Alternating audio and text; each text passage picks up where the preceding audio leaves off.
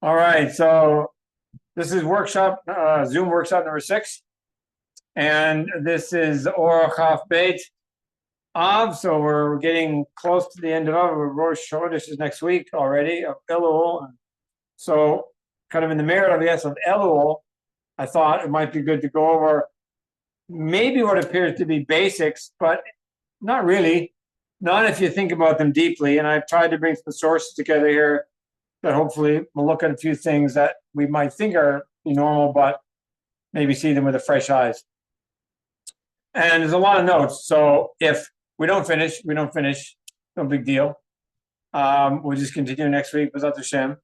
And anyway, next week, I want to add to this anyway and continue with the story because it's really an exposition or an attempt to expound upon the famous Torah Reish Pebes in Likutei Moharan, the Torah that talks about looking for good points in people. And this is like part 1 of that. Because really, it really needs, I think, maybe 3 or 4 separate, classes. And we'll call this class 1 in that series, okay? So it's called, why do we have to judge other people for merit? So we all know the famous, look at your first source there. We all know the famous teaching from Chazal in Pirkei Avot, chapter 1. We'll read it together here. Yeshua ben Parachia Benitai Arbali Kiblu Mehem. So they were the two. The Av Beis Din and the Nasi, right?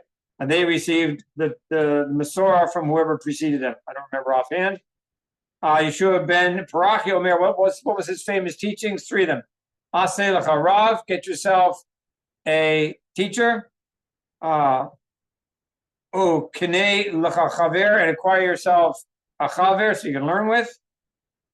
Havei danet kol adam lechafsaku. That's the last one that we want to focus on here, is to judge all man on the side of merit. So he doesn't say why. Why? Just to be nice? I mean, maybe it's nice to be nice to the nice, But I think there has to be more to that than that. And of course there is, and Rabbi Nachman reveals that, as do other sources, but we're going to focus it around Rabbi Nachman's teaching and then bring, like, it'd be like the hub of the wheel, and then we'll bring in spokes, and another material to support what he says to paint the picture better. I just read this section in the Narrow Bridge. Awesome. So it's fresh in your mind. So a couple of stories I want to start with. First one is a story from Masechet Chagigah, page 15a and 15b, 15a all the way up to 16b. There's a story of Elisha ben Avuya. He became known as Acher, the other one, and he was a Tana, contemporary of Rabbi Akiva, and there's a famous story you might remember of these 4 great sages that went up into Shemaim, that went into Pardes all the way up, and they had this experience of Torah at very high levels. And it says that Rabbi Akiva was the only one that came out in Shalom, and the other ones one died, and one went a little bit crazy, lost his das, put it that way. And this one, Elisha ben Avuya, he became a heretic. And one of his Talmidim was Rabbi Meir, of all people, which makes sense contemporarily because Rabbi Meir is also a Talmid of Rabbi Akiva. And even after Elisha ben Avuya fell off of the derech and no longer kept the Holy Torah, Rabbi Meir continued to talk with him, continued to be near him, continued to try to help him, tried to bring him back on the path. One story is told about how he took him to 13 different shuls. I guess in one day, I'm not sure. He saw him violating Shabbos, and he took him to 13 different shuls. And every shul he went to, some new excuse came along that reinforced in Elisha ben Avuya's mind why the ways of the Torah was not right. And yet, Rabbi Meir didn't give up on him. He kept trying. In the end, Elisha ben Avuya passed away, and Rabbi Meir still worked on his soul after he was niftar, which I won't go into because it's just too much of the story. But what's interesting is that then after that, Rabbi Meir passes away, and a couple hundred years goes by. And now we're into the era of not the Tanaim, we're into the era of the Amoraim. And there's a famous Amor by the name of Rabba Bar Shila. And Rabba Bar Shila had a visitation from Eliyahu Hanavi. And he asked him, what's going on in Shemayim? He tells him, well, Hashem is learning Torah from the mouth of Rabbi Yossi, and he's giving over Torah from Rabbi Akiva, and he's giving Torah over some other great Tana, but he's not giving over any Torah in the name of Rabbi Meir. So Rabbi Bar Shila, why not? Why not? He's like shocked. So Eliyahu tells them the reason why is because Rabbi Meir learned and continued to learn Torah from Elisha ben Avuya after he became a min, after he became a heretic.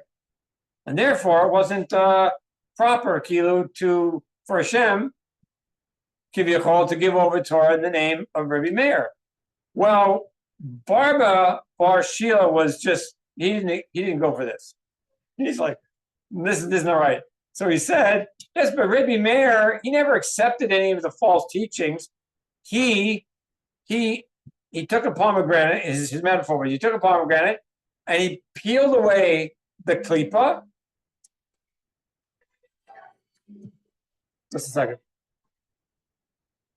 Hi, I can't talk right now because I'm on a Zoom call. Can I call you about another hour? Okay, we'll do it. Okay, bye.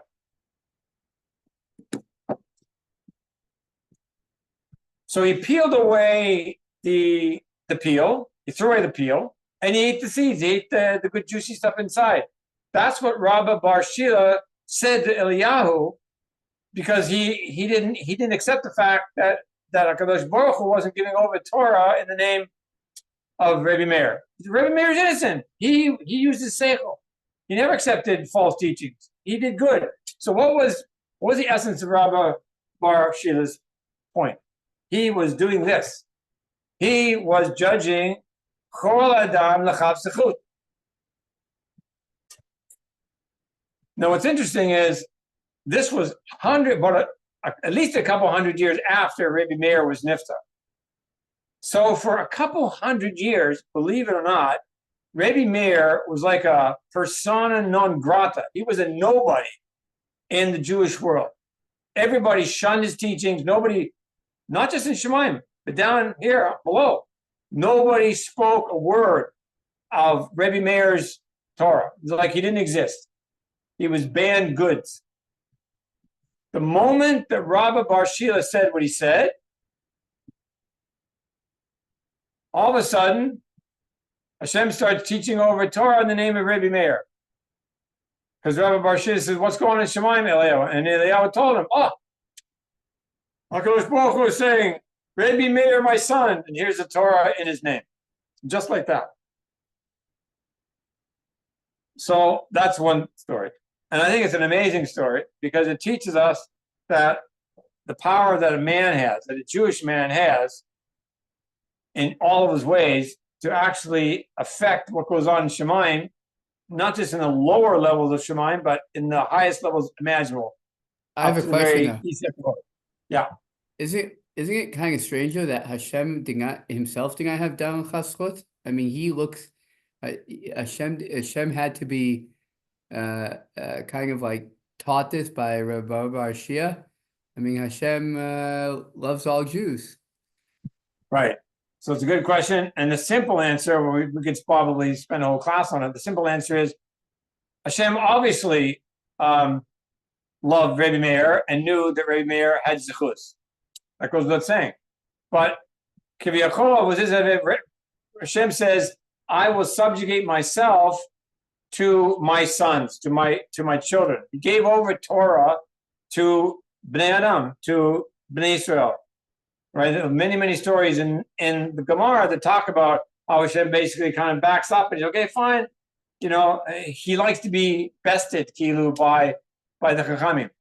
So in this particular case, we learn that Hashem, he in a sense takes the back seat and he allows the Chachamim down here to drive the car. And Hashem sort of said, okay, fine. If you guys aren't going to talk about it, I'm not going to talk about it. It's an amazing thing. So it's not that Hashem needed to realize that Rebbe Meir was like a good guy. It was that rather it was the fact that Hashem subjugated his own will to the will of the Chachamim. So that's basically Torah lo shebashamayim hi. Yes. Exactly. Another story I want to tell you about. This is in Brachos, page 10. Another story involving Rebbe Meir. I don't know why, it just is. He had some neighbors that were, we'll call them hooligans. Just guys that just like to cause a lot of problems and for Rebbe Meir and for the neighborhood. And it was driving him crazy. So he prayed that they would be no more. But Hashem would take him out because he considered them to be Rishayim. So his wife, Beruya, heard, and she said, what are you doing? Why are you praying like that? Why don't you rather pray that they would do tshuva? So Rebbe Meir says, yeah, that's a good idea. So he prayed that they would do tshuva, and lo and behold, they did the tshuva. So what's better? I mean, either way, if they were to have been killed, chas v'shalom, by Shemaim or some other way, they would be out of the picture. Or two, they would turn from their evil ways and they would become good and do tshuva and they would no longer be a menace that way. So which way is the best way? So his wife, Beruya, taught her husband, Rebbe Meir, the better way. The better way is that they would do tshuva. So maybe that's where Rebbe Meir learned, how to be so special with his own teacher, Elisha ben Avuya, and to really try all that he could in order to help him to do tshuva. I want us to keep those two stories in our mind, right, as we sort of work our way through this. Okay, we're going to go on now then. All right, so the next four, the next four paragraphs are really from Likutei Moharan, Reish Pebes, the famous 282. And we're just going to read the first section, what's essentially Od Aleph. We'll read it together and we'll talk about it as we go. You should know. And that's, we obviously know that, and there's the source, and we saw the source in Pirkei Avot. What you might not have known from reading Pirkei Avot was the following. Va'afilu mishu rasha gamor.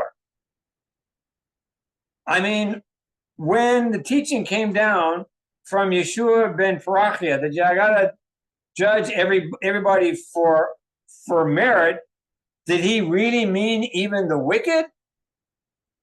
And Rabbi Nachman is telling us, afilu mishu rasha gamor, not just a wicked person, but a complete rasha. Tzarich l'chapes, you got to search. So it's not good enough just to search. You got to search and find. You could say, I spent 10 minutes and I tried to find something. I couldn't find something, so I'm putter. No, that doesn't work. That doesn't like they cut the cheese. It doesn't cut the cheese. I read in the book, he says, even if you can't find any good quality, the fact that he's a Jew, that's a good that's something to hold favorably. So we say in the morning, right? That's the famous bracha, Shalos Ani Goy. And Rabbi Nachman actually brings that point out, or maybe it's Rabbi Natan, I forget where it comes out, but one of them brings it up and says, when you're judging yourself, which is maybe next class with Hashem, if you can't find anything, at least you can find that. At least I'm a Jew. And that is a big thing in and of itself, which maybe without Hashem we can kind of get to. Okay, so you got to chapes and you got to limso. You got to search and you got to find.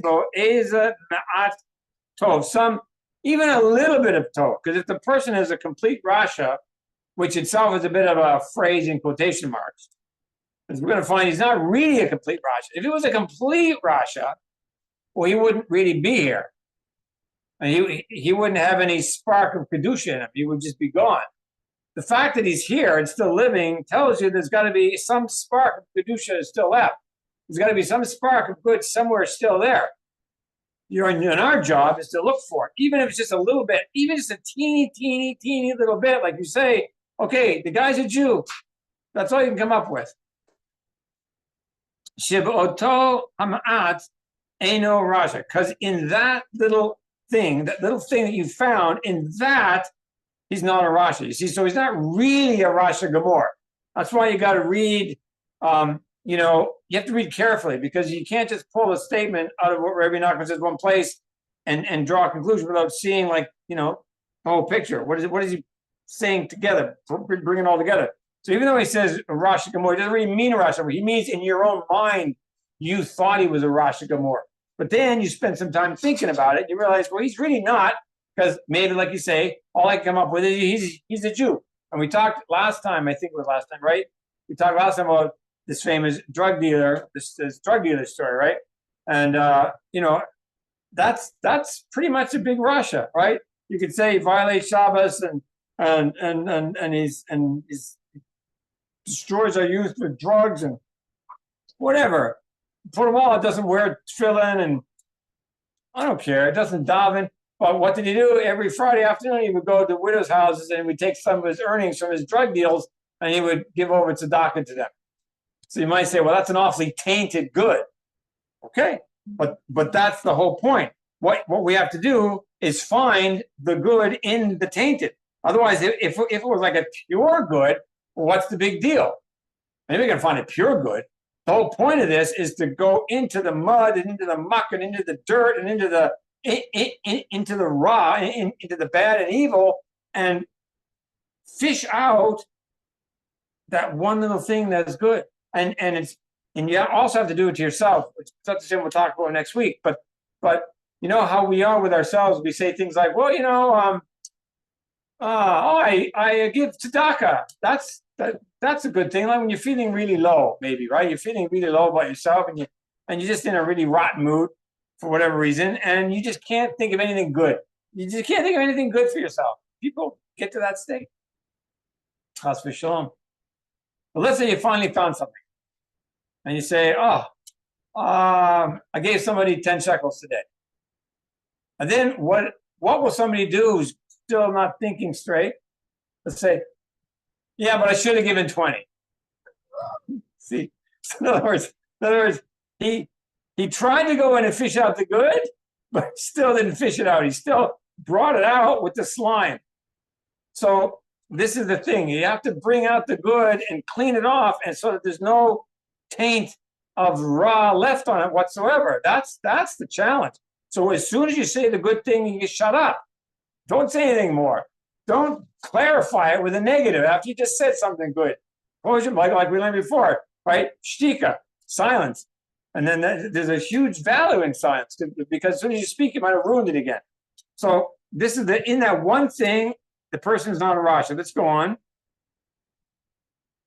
Reality is that so in that thing that you went and found that little good, and now you're able to judge the guy on the side of marriage. What kind of merit is that? The guy's a drug dealer, the guy's a murderer, the guy's a rapist. Okay, so he gives tzedakah to some poor widow lady down the road. You're not here to judge the bad. You're only here to find the good. That's the trick. See, it's the Samach man wants us to judge the bad.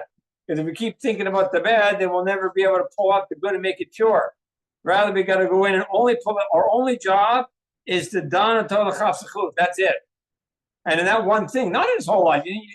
You're not painting his whole life. Oh, the guy's a great tzaddik. No, you're not saying that. And you're also not saying something like that somehow his drug dealing is good and his raping is good. No, you're not deluding yourself about evil. That's not what it means. You're just trying to find something that you can say he did good. And then as soon as you say it, be quiet. And don't ruin it by saying but.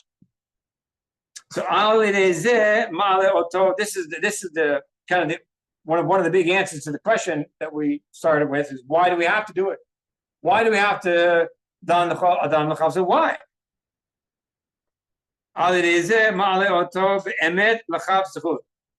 This goes back to the story of Rabbi Meir and HaKadosh Baruch Hu and Eliyahu and Rabbi Bar Shila and so on. What happens the minute you said something good? You by you actually saying something good about the person, you actually raise him up and put him on the chav zechut. Now he's using here like a chav, like it's actual, like a pan on those, what do you call it? Those scales, right? Those moznaim. You have two. You have a pan for demerit and you have a pan for merit. So it's like really skewed for this person, let's say, at least in your mind. And so as soon as you judge him for merit, he said you're literally taking him off of the pan of demerit, wherever that was, and you're putting him on the pan of merit. Your words actually changes the spiritual condition and status and standing. That's the right word. Our words actually change the spiritual standing of that person in Shemayim. That's what Rabbi Nachman is saying. That by doing that, and then what happens?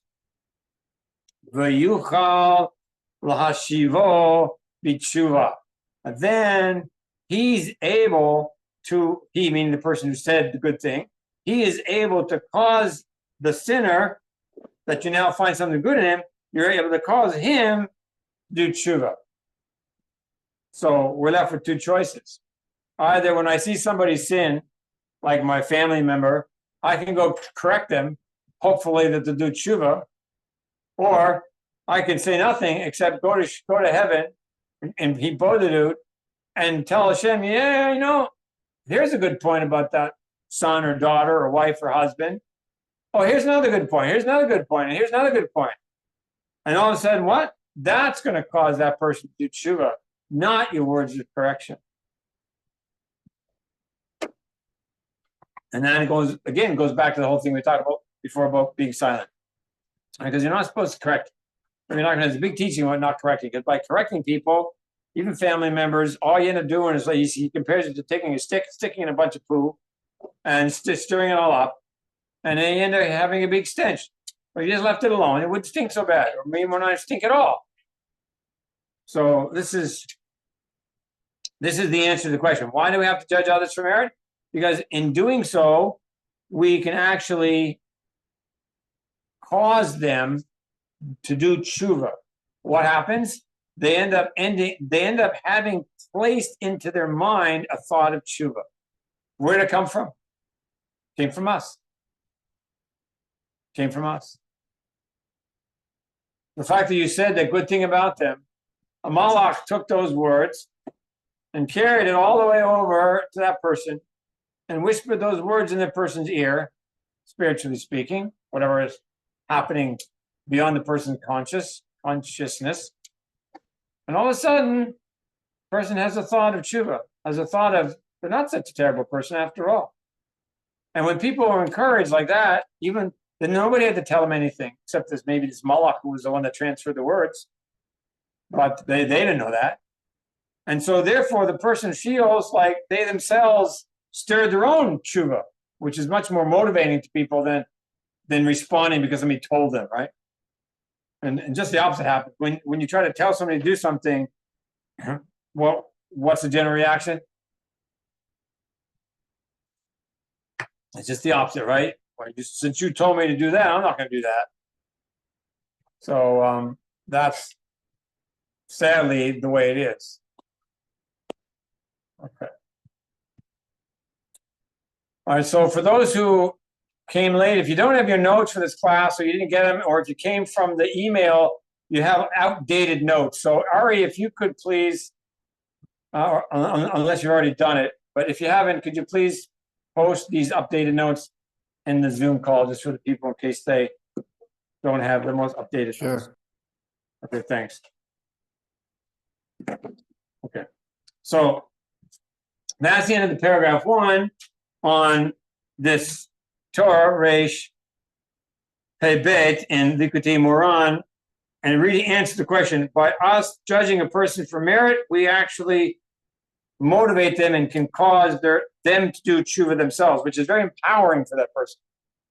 Like I said, if you try to convince somebody to do tshuva yourself, it's depowering, and they'll normally rebel against it because that's the nature of us all. That's the nature of us all. Okay, now let's read paragraph 2. So what Rabbi Nachman said, he now says, "V'zeh b'chinat v'od me'ad v'ein rasha v'hit bonanta al makomo v'einenu." He says, what we just been talking about and explaining is the aspect of this pasuk from Tehillim, chapter 37, verse 10, which says, "V'od ma'at v'ein rasha, v'hit bonanta al makomo v'einenu." Now, I want to read you the way that's normally translated. At least I'm going to read it from an Art Scroll publication,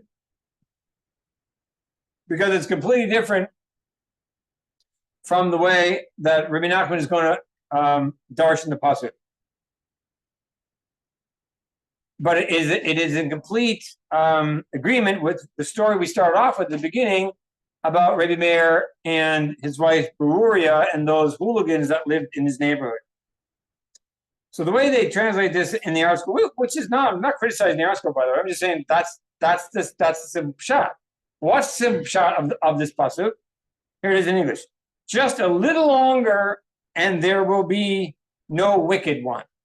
You will look carefully at his place, and he will not be there. That sounds like the way Rebbe Meir understood what you're supposed to do with the wicked. Just pray for them to be taken out of the picture, wiped out. And then just a little bit longer, and there won't be any wicked. Why not? Because they'll be destroyed. But his wife, Beruria, says, no, you got to look at the pasuk differently. So let's look at the pasuk in the eyes of Beruria, or here in the eyes of Rabbi Nachman, and see how he understands the pasuk to mean. Let's go on. Hainu, he's going to explain it. That is to say, Shapasuk mazhir ladunit et hakol lachol, hakol lachav zehut. Rabbi Nachman says this pasuk is not about praying the people that the wicked will be wiped out. The pasuk is coming to teach us, to warn us, to caution us that we have to judge everybody for merit. How so? V'afapi she'ata ro'eh shehu rasha gemor, we saw in the first paragraph there, even though you see that he's a complete rasha, that you see, that's what we said earlier. She'ata ro'eh, that you, doesn't say that Shem sees a complete rasha, it just says that you see him to be a complete rasha. Af v'chein tzrich ata lachapesh ulbakesh limso bo ma'atov. You got to search and you got to find, and you got to find that little good, Shisham Eino Rasha. And that's what he says going on in paragraph 3. V'zehu v'od ma'at v'ein Rasha. It doesn't mean in just a little while there won't be a wicked person. That's all it means, according to Rabbi Nachman. It means, let's go on. Shetzarich ata levakesh po od ma'at tov. You, me, we have to search in that person just a little good. Od ma'at, and he has the word tov. What is the od ma'at? The od ma'at, and just a little what? The Art Scroll had to add a word. The Art Scroll added just a little longer, meaning a time frame of just a little. So it's clearly ambiguous. It just says ve'od ma'at, and just a little what? A little longer, a little bit more time. No, Rabbi Nachman says a little bit of good. By looking for a little bit of good and finding it, this is how he won't be a rasha, because the four words are ve'od ma'at, and just a little bit of what? A little bit of good, ve'ein rasha, and then what? He's not a rasha anymore. Certainly not a rasha gemor, not a complete rasha. Why not? Because you found in that person that he's not a complete rasha. You just proved it. You found a good point. What was the good point you found? He gives tzedakah to that widow lady on Friday, on the Fridays right before Shabbos. Well, he's obviously not a complete rasha. Let's read a little bit more.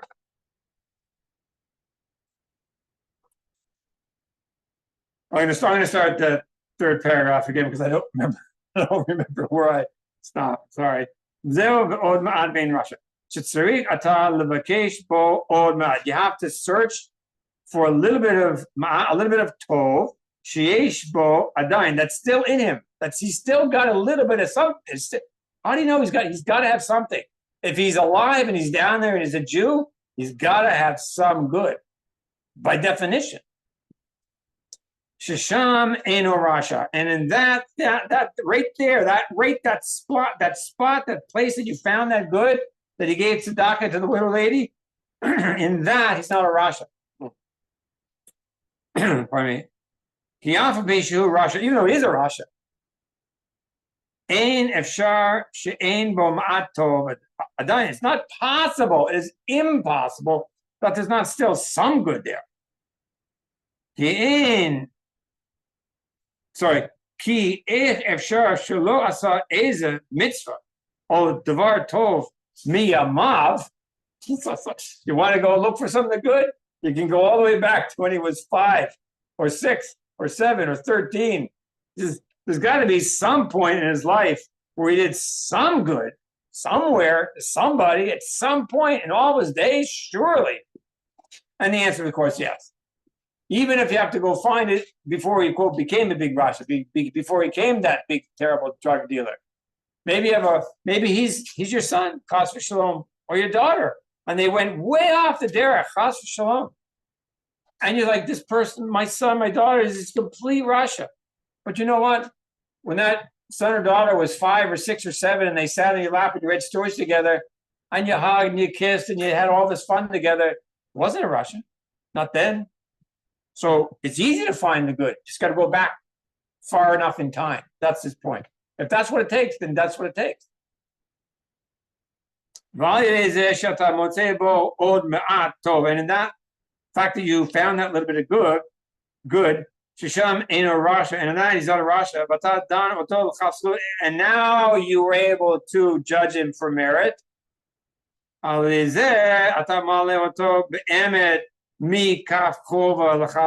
now truly you moved him from the scale of demerit, of chova, right, of sin, obligations that he's messed up, and you literally moved him spiritually. You moved him from one place, from one madrega to another, from one standing to another, from one legal standing to another legal standing in Shemayim. That's what you literally did. And in a sense, it's like you just lifted off of that person. They may not know that yet, and it may not be instantaneous, okay? Because there may be a lot of heavy loads on that person. But slowly, the loads come off miraculously, one after the other, and the person starts to feel lighter and not so weighed down. All because you actually found. Oh, by the way, I want to say another point about this. It is not good enough just to search and to find the good. So what are you talking about, Hoshea? That's what Rabbi Nachman says. I know that's what Rabbi Nachman says. But in other places, he would say this. You also have to say it out loud. It's not good enough just to think it. You have to speak it out. You have to actually say it with words, because it's the words, we implied this earlier when we talked about the malachim, it's the words that the malach hears that he goes and he takes it and whispers it in the ear of the other person. If you don't say anything, it's just in your head. It's not realized. It's not actualized. You have to actualize it. It has to go from potential to actuality. So you have to speak it out. Nobody has to hear it necessarily, just you and Shem. You can say it perfect time during Hitbodedut. It just has to be spoken. That's all. You got to, and I don't want to say it. I don't want to say it. No. Force yourself and say the good about the person. You just have to do it. If you don't want them to be bad anymore, if you want them to really do tshuva, then that's what you have to do. Okay, then where am I? Right, going on now, second last line there in paragraph 3. Ad sheyashuv b'tshuva al liza, until the person actually does tshuva. How long is that going to take? I don't know. different people, different amounts of time. But the point is that you keep doing it. And you don't do it just once. And is it going to be tiring for you? Maybe. Yeah, maybe it'll be tiring. And say, I'm tired. I don't see anything. I don't see any effect. I'm doing all this. I keep saying all these good things to Shem, and do you really believe it? You have to examine yourself. I'm not here to, to make us feel terrible, but rather on the opposite. I'd rather want us to encourage us. But it's not. It may not be instantaneous, and more than likely it won't be. And you just keep it up. That's all. You just keep it up. V'zeu, and he says again, v'zeu v'od ma'at ve'en tov, and that's what the pasuk means when it says "and a little bit," and he won't be a rasha. Alidei shemotzei beharasha od ma'ato. Since you found in that wicked person a little bit of good, Sham and a rasha, and there he's not a rasha. Alidei because you actually found in him some good thing. Okay, we'll stop there for a second and ask if there's any comments or questions.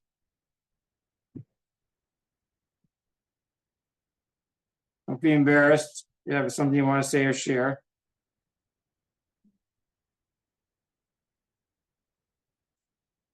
Okay, read paragraph 4. Now he meaning Rabbi Nachman, realizes the last part of that same pasuk. So this all of these first 4 paragraphs is all just drasha on one pasuk, right? This Tehillim chapter 39, 37. V'hit bonanta al mokomo ve'enenu. No, you should already know his perush on this, without even having read it. Just by the fact that we've explained what he said, we've taken the time to go carefully, explain word by word. You should already know what he's going to say this means. Hainu keshehit bonen. So now, when the person contemplates and he spends time thinking, v'tistakel al makomo, and he looks in his mind at that place where that person was, madregato, and at the level that person was at, ve'inenu Sham, he's not there. Al makomo harisho, he's no longer in that place he was in the beginning. Why not? Since you found in him that little bit of good, is in the kuda tova. That's kind of that phrase that you hear people say all the time, right? This good point, nukuda tova. Since you found that nukuda tova in that person, but v'danino tova chafsut, and we judge him for merit, al dezeh motziin oto be'emet. We literally transport the person, move him out from being on the scale of chova, I call it demerits, to the scale, the pan of merit. And even though the demerit pan may still be way heavier, you took some of the weight off the demerit and you put some of the weight onto the merit scale. And you might have just shifted it a teeny bit. And a little bit, every time you say something, you shift it a little bit more, and a little bit more, and a little bit more, and a little bit more, and a little bit more. Eventually, maybe you swing it to the other side. And if we all did this, then it would happen a whole lot faster. That's for sure. The last statement here in paragraph 4, V'zeu v'hit bonanta al makomov enenu. And he says, understand this, like really let it get into your heart. Think about it deeply and don't just read it cursorily. But because it's probably, I don't know, there's certain statements of Rabbi Nachman, certain teachings of Rabbi Nachman that are probably way more well-known than others. And I think this has got to be the most well-known teaching in all of Likutei Moharan, and probably in all of Breslau. So he's simply saying here, don't just go through it quickly. This is the meat and potatoes. And it's probably the hardest thing we'll ever have to do in life. Especially people who maybe have affected you negatively and they've done, quote, bad to you or to your loved ones. And they've hurt you personally. Not just once or twice or 5 times or 10 times, but 20 times, 50 times, and 100 times and more. And you're just fed up and you're just tired of it. That's the person we're talking about. We're not talking about the drug dealer that you don't even know. We're talking about people you do know, and they're almost always members of your family. Like the people that hurt you the most and that you hurt them the most are the people that are the closest to you, which is your family members. Well, that's really what we're talking about. And even though you get tired of it, you don't want to because you've been hurt too much, and you can end up chas v'shalom in that place of I don't care. So that's a dangerous place to be in, and we're trying to help us. If you want to really change the subject, to just start thinking about and speaking out their good points, and they don't have to be anything what related to the thing that they hurt you about. Just do something else. Find something else. Person's friendly, whatever. I don't know. Whatever the case may be, you just have to do it. And the more you can do, the more you keep shifting the balance. All right. So that's the core of Rabbi Nachman's teaching in Od Aleph there. And then Bezat Hashem, we're going to read some other psukim here and other interesting teachings that flesh this out more. But just so we know, this Torah, Reish Pebeit, goes on and talks about the importance of judging yourself also, which is not exactly implied, and it's not usually talked about very much in the original statement by Yeshua ben Parachia that you got to dan l'chafsachut. It's usually understood you have to judge chol adam, everybody else. But Rabbi Nachman goes on into the second part of this teaching, which B'ezras Hashem will do next week. Okay, and why it's important to do it also for yourself.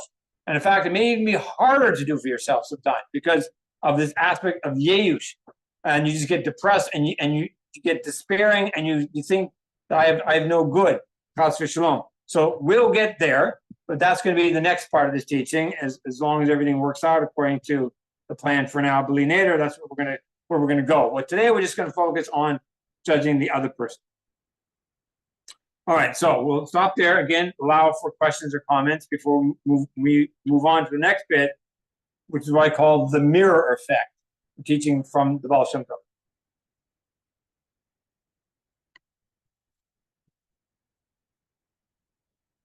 Hopefully everything is clear. Go get yourself a nice glass of water or a cup of coffee or something. Okay. This next bit is a piece from the Baal Shem Tov. Obviously, we all know the Baal Shem Tov didn't really leave any real writings behind, and other people had to write it down for him. Thank God we have actual svarim of his teachings. And this sefer here is just called Teachings of the Baal Shem Tov, and it goes through the parshas. And so in the parshas Bereshit, this teaching, which is 127, says the following. And I've quoted this once or twice over the past couple of years in the pages of the Shoemaker Report. So those who remember everything I've ever written, not even me actually, so you putter. We'll remember this. Let's read it through. We'll read it through carefully. I couldn't find a version that had vowel points on it. The one in Safari where I copied this from did not have vowel points. So we'll go a little bit slower to make sure that we can all read it and understand it well. Okay. Baal Shem Tov Amar. So the Baal Shem Tov said, this is on the bottom of the first page. Ki'ish asher hu naki legamre velo pagam kalal me'olam. Somebody, I'm talking about a Jewish man, somebody who is completely clean and never basically committed a sin or transgression ever in his entire life. No pagam, never caused any blemish or is not blemished ever. Afilu koshu, even a teeny little bit, even a little bit. Efshar lo lirot ra. B'shum adam. It is, get this, it's a shocking statement. It is impossible for him to see bad in another person. It's literally impossible. O sheyishma mira sheyaseh shum adam, or to even hear about some bad thing that another person did. Somebody who's completely clean, never sinned, it is impossible that person would ever hear or see a sin of another person. Why not? Let's go on. Ki lo yazmin lo Hashem yiparach lir'od ra. Because Hashem, you see, Shem controls the world. It literally means because Hashem will not invite him to see evil. In other words, this is another shocking statement, I think, another shocking reality check on how the world functions. In order for you to see Ra in somebody else, Hashem has to invite you to see it. You have to be invited to the show. Now, come on. Hashem says, I got a show. I want you to see something. I want you to hear something. We're going to find out in a second what's really going on when that happens. But somebody who's completely good and never had any pagam in his entire life and is completely naki legamre, Hashem will not invite him to see bad or to hear bad. Right. Lirod ra o lishma shumra. Either to see or to hear some bad in somebody else. So now you should have a question. So you should already know what he's going to say. So is he saying therefore that anytime I see or hear bad about somebody else, it must mean that I got a special invitation from Hashem to hear and see that? And does it also imply that therefore I'm not completely clean? Let's go on. ולכן כשרואה האדם איזה איש שעושה רע, או שמספרים לפניו באיזה איש שעשה רע. So now it happens that he sees, I'm to see something, he sees somebody that did something bad, or somebody comes and tells him about this person. This person did something bad, and he tells it. So it actually happened. He saw it, or he heard about it. Yada beirur. You should like clearly know. Sheyesh bo in that person that heard, not in the person that you see or hear, but in you. There is a shemetz minehu meoto hadavar atzmo. There's got to be some little trace. Even if he's being very polite. It could be more than a shemetz. It could be a whole lot. Well, let's say you're such a great tzaddik. So, okay, so there's a little shemetz, a little teeny bit of that thing in you still, and that's why you got invited to see it. V'af im hu tzaddik, and even if the person is a tzaddik that hears or sees it, right? Mikom makom yesh bo kitzat kitzat, little of the little meoto inyan. He's got something. You got to trace it. That's what he means. That's the shemetz, a little trace, a minute amount, a teeny bit of the teeny bit of that issue. V'hazmin lo Hashem yitbarach. Hashem invited him. Re'ir zehu, to have that sight. Oh, shmiya or to have that hearing. Why? It's obvious, right?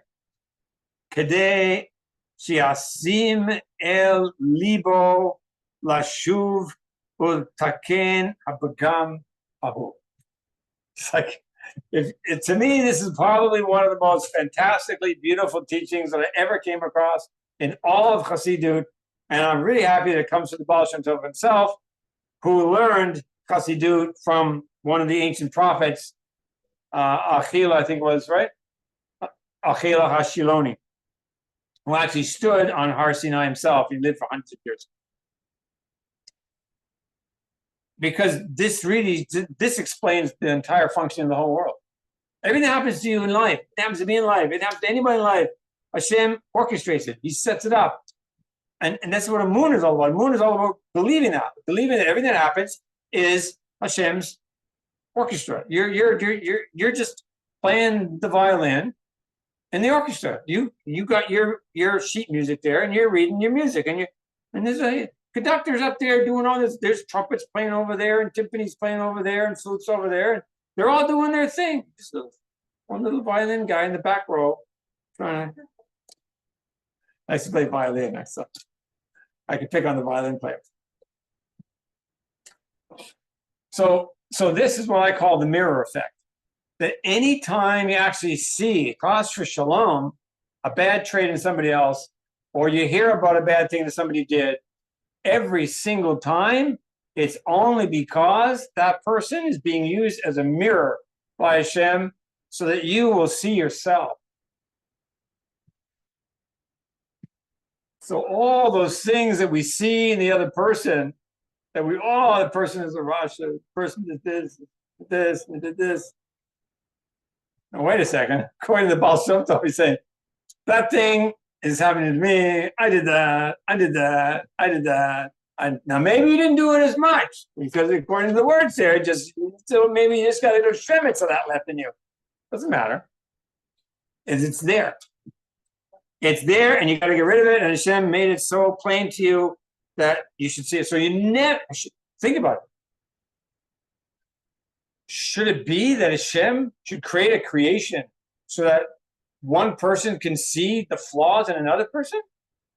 Why would Hashem do that? That's twisted.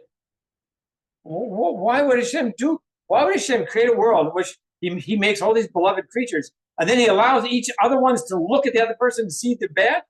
Why? No, you see, that's not really what's happening. Hashem did not create the world so that you can see somebody else's bad. Hashem created the world so that everybody else is a mirror, so that you can see your own bad. So it just changes everything. And it's like, oh my.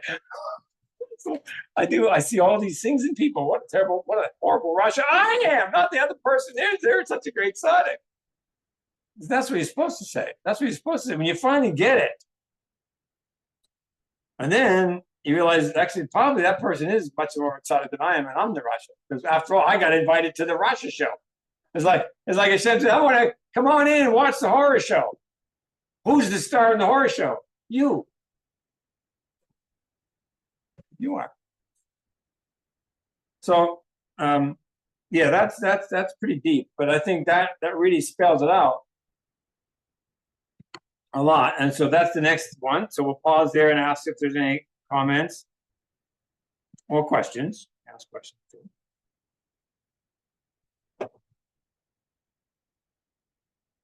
See, what happens is when there's more than one or two people, that people don't say anything. No, it's okay. I'm not criticizing it. So this is one of the reasons why, by the way, when you are finding your shidduch and you finally find this girl or guy that you just, oh, this is it. This has got to be my zivug. Generally speaking, right? At that time in your life, before you're married, you're dating, and everything is fine, what do you see in that other person?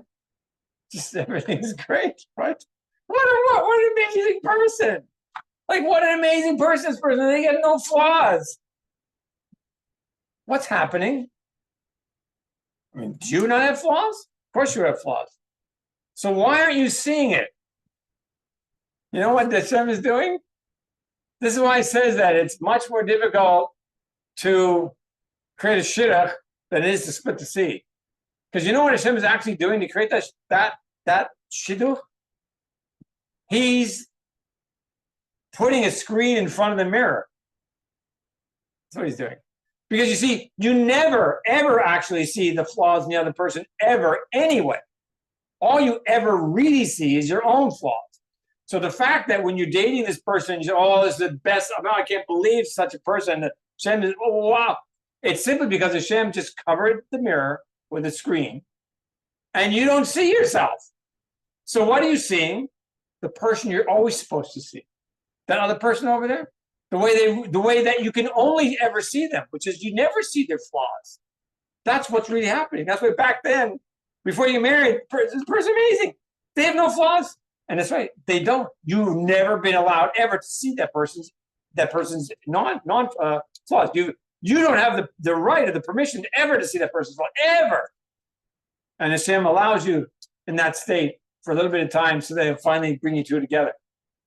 Because if you didn't do that, you'd never get married. If you say, well, look at this person, all you keep seeing all your dirty, disgusting filth all the time, who'd want to marry that? Then what happens right away after the marriage? Goes the screen. And then you say, what happened? What happened to this person? What happened to this person? All that's happened is Hashem allows the person to become the mirror again. And now what's happening? You're seeing yourself again.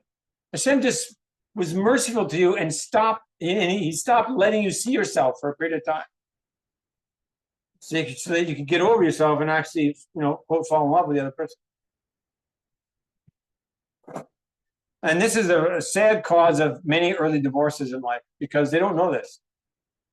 And if they would just know this and believe it and don't fight against it, then when things happen, the world is not a Disneyland. When things happen in a marriage and in other relationships, you're not going to freak out because you're going to know exactly what's going on. You're going to understand the mechanics of what's happened. And you're like, okay, fine, this is the way it is. I have to clean up myself. That's all. And there should be no cause for divorce because the other person is just as holy and beautiful and pure as they were in the first place. That's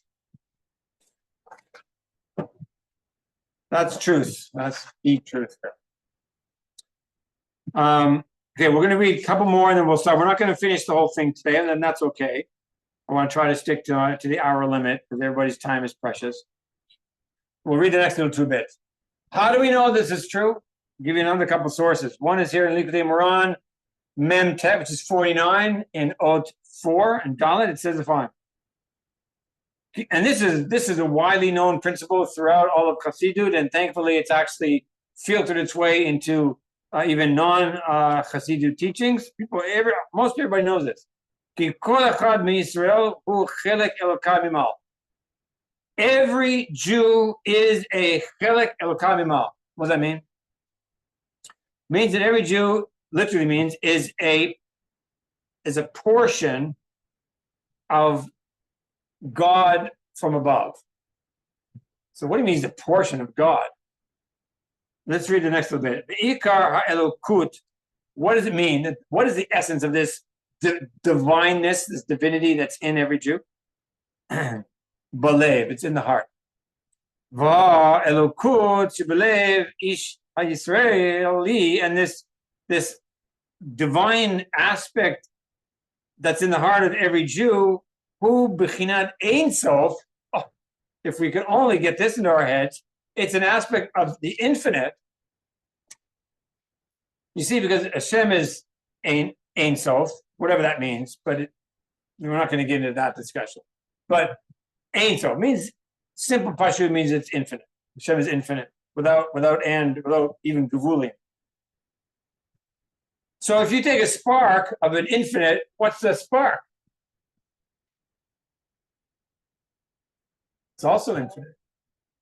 There's a whole branch of mathematics called fractal mathematics.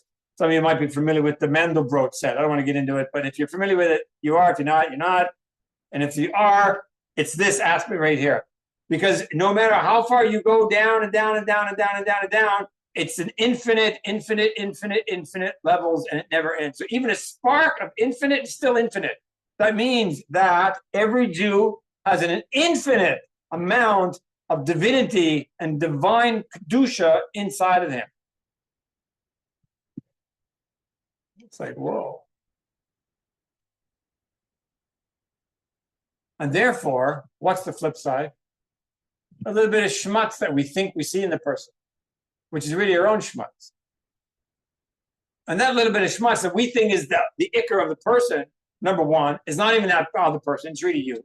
And number two, it's only a teeny bit, because that's gashmistic reality.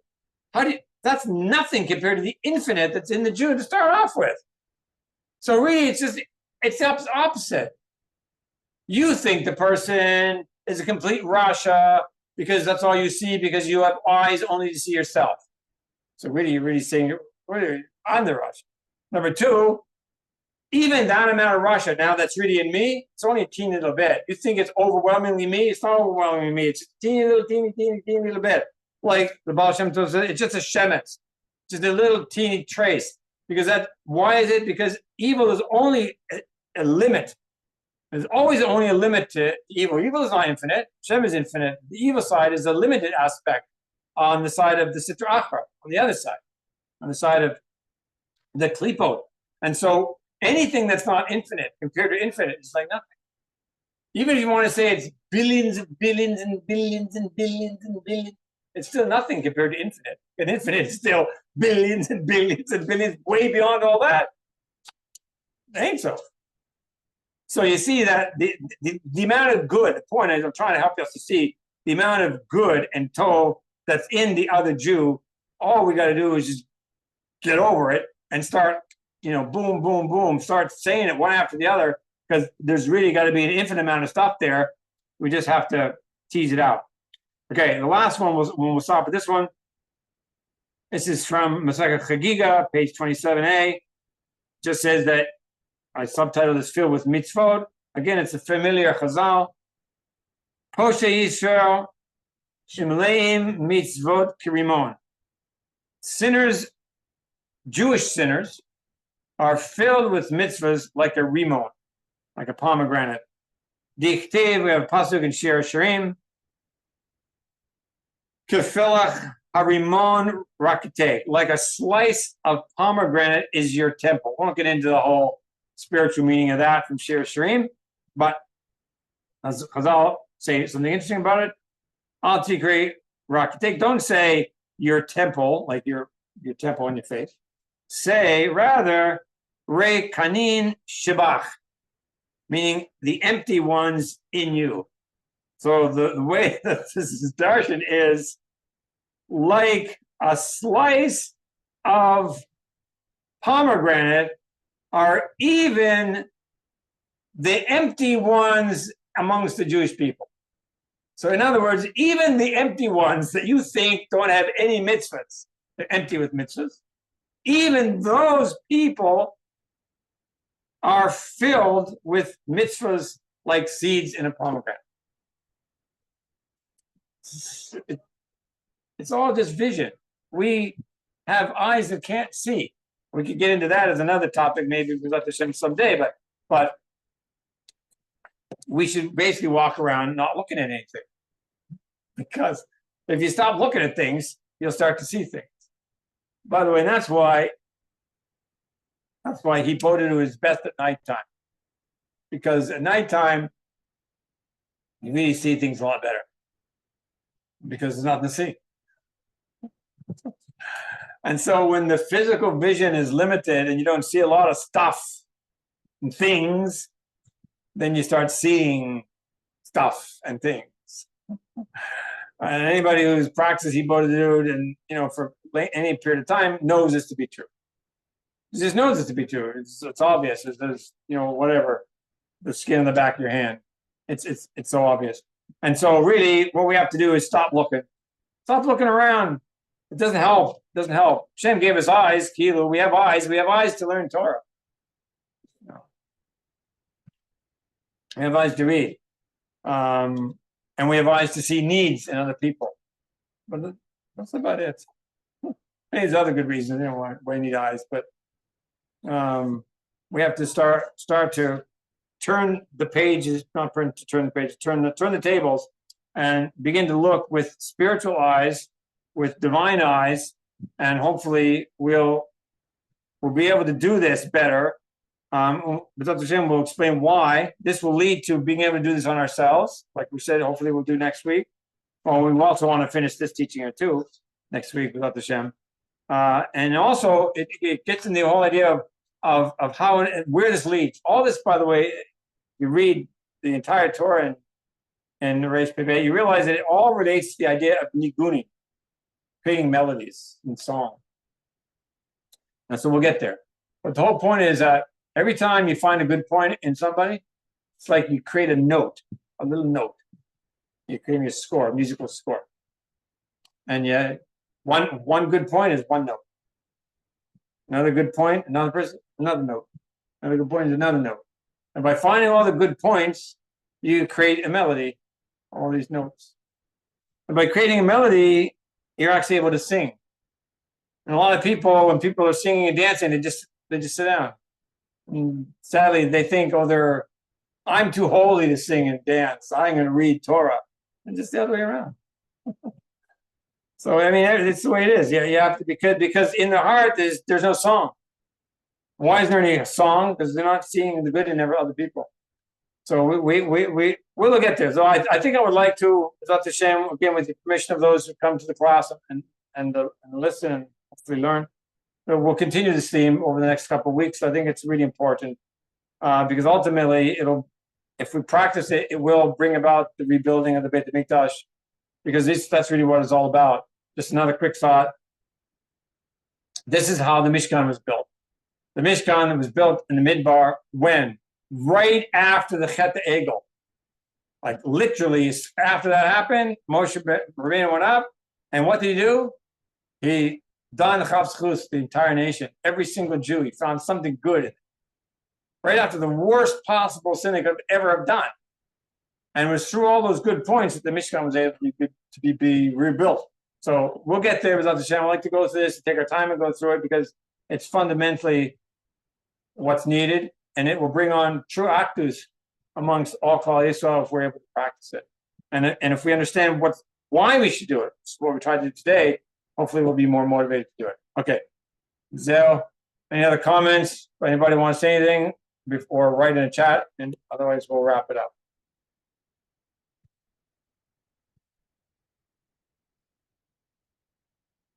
Okay. And have yourselves a great night, or whatever's left of it. Good week. Dr. Shem, we'll see you next week, which should be right before Rosh Chodesh. Hello. Sure. Okay. Shkoyach.